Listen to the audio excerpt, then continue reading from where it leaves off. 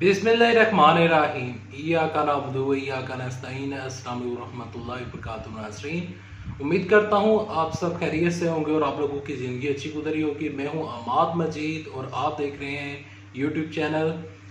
तौहीन अदालत केस इमरान खान के खिलाफ जो तौहीन अदालत का केस है उसमें मुमकिना फैसला क्या आएगा। एतजाज़ साहब ने बड़ी खबर सुना दी।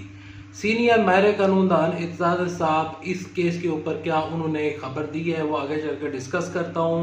इस केस में क्या इमरान खान साहब नाअहल हो जाएंगे, क्या इमरान साहब माफ़ी मांग लेंगे, तमाम चीज़ें आगे डिस्कस करने से पहले आगे बढ़ने से पहले आप सबसे एक छोटी सी गुजारिश है कि इस वीडियो को लाइक कीजिएगा, चैनल को सब्सक्राइब कीजिएगा, साथ लगे नोटिफिकेशन बेल दबाइएगा ताकि जो आने वाले वीडियोस हैं आप उनको मिस ना कर सकें।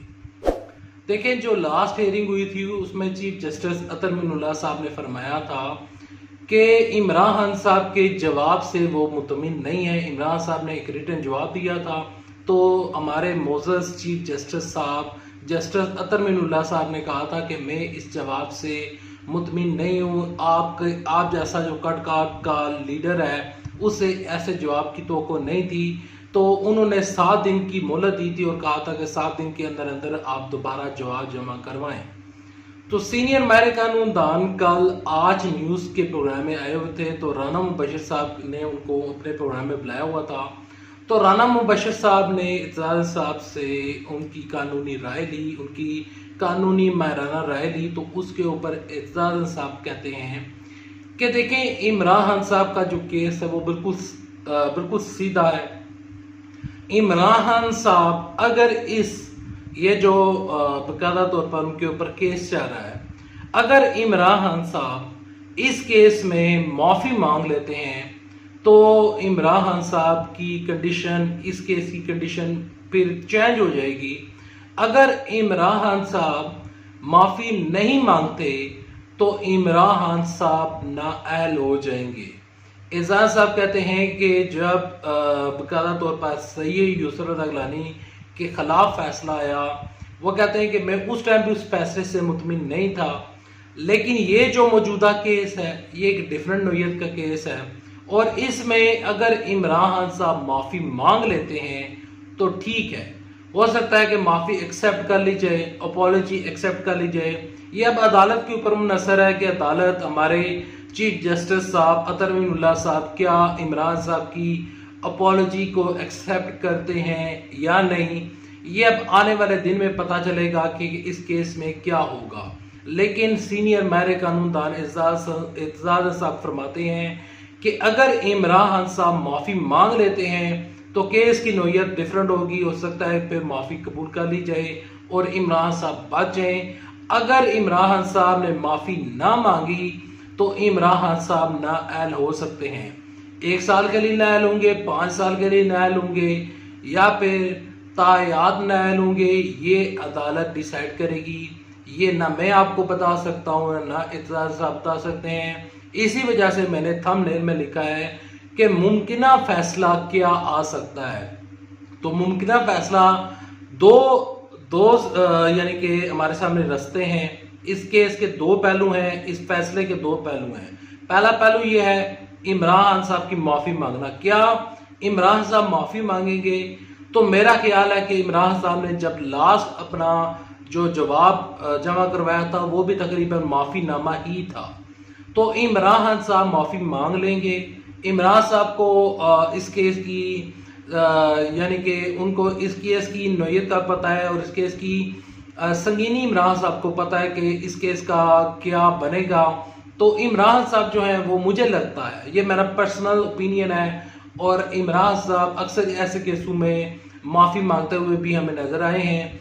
इमरान साहब माफ़ी मांग लेंगे और फिर कोर्ट ने डिसाइड करना है कि क्या वो माफ़ी एक्सेप्ट होती है या नहीं। इमरान साहब ने पिछले दिनों में गुजरात जलसा किया और इसके अलावा कल इमरान साहब का बावलपुर का जलसा था। इमरान साहब ने जो कल का जलसा किया तो उस जलसे में भी इमरान साहब ने तकरीबन ये कहा है कि वो आने वाले दिनों में इस्लामाबाद की कॉल देंगे।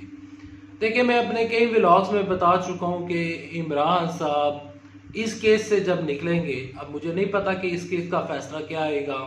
इमरान साहब अगर नाअहल भी होंगे तो सीनियर माहिर कानूनदान सीनियर साफ़ी जो हैं हारून रशीद ने अपने प्रोग्राम में कहा था कि अगर इमरान साहब नाअहल हो भी जाते हैं तो फिर भी वो चुप करके नहीं बैठेंगे, वो अपनी यानी कि सियासी हिकमत अमली के ऊपर काम करते रहेंगे, सियासत के ऊपर वो काम करते रहेंगे, वो घर में बैठ जाएंगे और टिकट जारी करेंगे। और इस केस का जो फैसला है तो इन्हें अदालत केस का फैसला और इमरान साहब के ऊपर जो नाअहली की तलवार लटक रही है इस टाइम, इस केस का जो सबसे ज़्यादा असरात मुरतब होने जा रहे हैं, जो कि इसी महीने 25 तारीख यानी कि 25 सितंबर को इलेक्शन है, ज़िमनी इंतखाबात होने जा रहे हैं। वो ज़िमनी इंतखाबात जिन लोगों को नहीं पता, जिन लोगों ने अभी ज्वाइन किया है या पहली दफ़ा मेरे चैनल को देख रहे हैं या फिर सियासत के ऊपर पहली दफ़ा वीडियो देख रहे हैं, तो उनको मैं एक दफ़ा बताना चाहता हूँ कि इस महीने इंतखाबात क्यों हो रहे हैं। देखिए 25 तारीख को 25 सितंबर को इंतखाबात होने जा रहे हैं 9 हलकों में से, 9 हलकों में से इंतखाबात होने जा रहे हैं। और रीज़न ये है कि जब इमरान साहब की हुकूमत गई थी, जब इमरान साहब को नो कॉन्फिडेंस मोशन के ज़रिए इमरान साहब को नाअहल कर दिया गया था और उनसे उनकी वजारत उस्मा छीन ली गई थी और शहबाज शरीफ वज़ीर आज़म बन गए थे, तो उस time deputy speaker Qasim Suri ने बाकायदा तौर पर तहरीक इंसाफ के 123 इस्तीफ़े मंजूर कर लिए गए थे और वहाँ पर खड़े होकर तहरीक इंसाफ के जितने भी लोग थे, 123 लोग थे, तो उन्होंने खड़े होकर आप कह सकते हैं कि हल्फन बयान दिया था, हाथ खड़े किए थे कि हम इस्तीफ़ा दे रहे हैं। और इमरान साहब ने उनको कहा था कि इस्तीफ़ा दे दें, असम्बली का बायकॉट कर दें, हम इस सेटअप में नहीं बैठना चाहते। तो उसके बाद हुआ कुछ यूँ था कि वो इस्तीफ़े मंजूर कर लिए गए थे और उन इस्तीफ़ों को सील कर दिया गया था।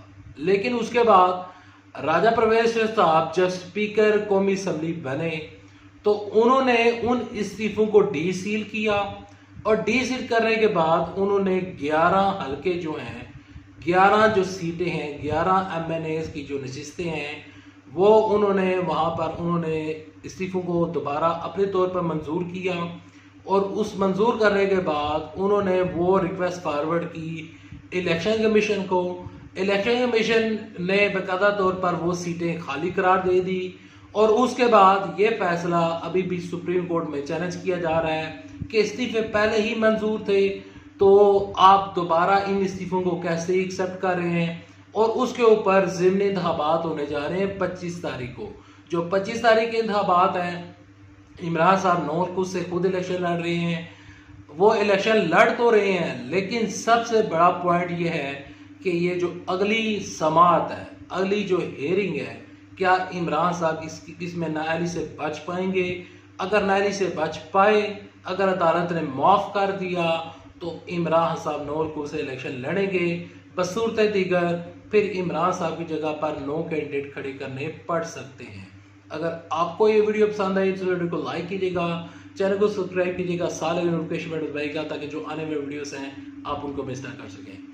अभी तक ले इतना चलता हूँ, दुआओं में याद रखिएगा, पाकिस्तान की सलामती के लिए दुआ करें और पाकिस्तान की खुशहाली के लिए दुआ करें और सैलाब ज़दगान की जाकर मदद करें। आपके पास 5-10 रुपये, इवन कि अगर आपके पास 1 रुपया भी पड़ा है तो आप सैलाब ज़दगान को वो 1 रुपया भी दे दें और अपना जितना हो सकता है दिल खोल कर उनकी इमदाद करें। खुद जाकर उनको खाना दें, राशन दें और पाकिस्तान की सलामती के लिए दुआ करें। अल्लाह हाफ़िज़। पाकिस्तान जिंदाबाद। अफवाज पाकिस्तान जिंदाबाद।